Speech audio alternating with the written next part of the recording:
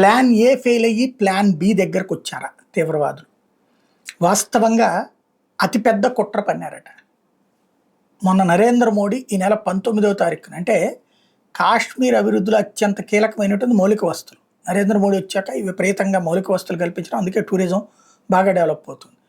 రెండవది అక్కడ మరొక కీలకమైనటువంటి అంశం ఏంటంటే రైల్వే లింకేజ్ అన్నటువంటి, అది కూడా వందే భారత్ రైళ్లు లాంటివి అక్కడి నుంచి అక్కడికి నడిపేటటువంటి ఈ వందే భారత్ రైలు ఇప్పుడు కాశ్మీర్ రావడం అంటే అక్కడ ఇక డెవలప్మెంటల్ ఆస్పెక్ట్లో పీక్ స్టేజ్ అనమాట. 19వ తారీఖున దానికి నరేంద్ర మోడీ ఇనాగ్రేషన్కి వెళ్ళాలి. ఆ రోజునే ఏదో పెద్ద ఇన్సిడెంట్ జరిగి నరేంద్ర మోడీ దాన్ని క్యాన్సిల్ చేసుకున్నటువంటి పరిస్థితి, ఆ టూర్ క్యాన్సిల్ చేసుకున్నారు. కానీ అసలు క్యాన్సిలేషన్ వెనకాల ఇప్పుడు బయటపడుతున్నటువంటి అంశం ఏంటయ్యా అంటే, నరేంద్ర మోడీ అక్కడ దానికి వెళ్లాల్సి ఉంటే త్రివిధ దళాలు కూడా గట్టిగా చెప్పినాయి.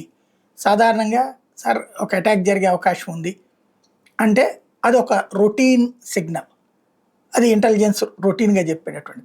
లేదు సార్ ఖచ్చితంగా జరగబోతోంది అంటే 75% యాక్యురసీ, 100% జరుగుతుంది అనేటటువంటిది చాలా కీ పాయింట్. నరేంద్ర మోడీకి దాన్ని ఏమంటారు, మిస్సైల్స్తో రాకెట్ లాంచర్ లాంటి వాటితో కొట్టాలన్నటువంటి కుట్ర, దానికి ఆఫ్ఘనిస్తాన్ నుంచి ఈ తీవ్రవాదులు కొని దగ్గర పెట్టుకున్నారు అన్నటువంటిది ఉన్నటువంటి సమాచారం. అందుకని చెప్పడం వల్లనే ఆగిపోయారు నరేంద్ర మోడీ చిట్ట చివరి నిమిషంలో అన్నటువంటి మాట వినబడుతుంది. సరే, నరేంద్ర మోడీని లేపేయడం ద్వారా ప్రపంచవ్యాప్తంగా కాశ్మీర్ అంశాన్ని చర్చకి తీసుకొచ్చేటటువంటి ఎత్తుగడ. ఆ సందర్భంలో భారతదేశం ఆటోమేటిక్గా పాకిస్తాన్ మీదకి వెళ్తుంది. ఆ టైంలో పాకిస్తాన్కి తోడుగా బంగ్లాదేశ్ వచ్చి వాళ్ళిద్దరికి చైనా వెనక నుండి ఆయుధాలు సరఫరా చేసి రచ్చ చేయడానికి ఒక పకడ్బందీ ప్రణాళిక రచించారు. అయితే అది క్యాన్సిల్ అవ్వడంతో మిస్ అయింది.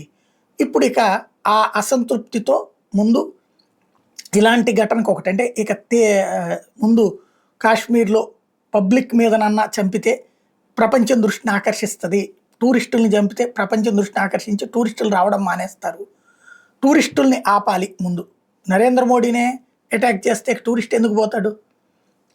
అక్కడ టూరిస్టులు పోకూడదు, అక్కడ వ్యాపారాలు జరగకూడదు, అక్కడ వ్యవస్థ జరగకూడదు, ఎప్పుడు పేదరికంలో ఉండాలి. అదే ఈ తీవ్రవాదుల కోరిక.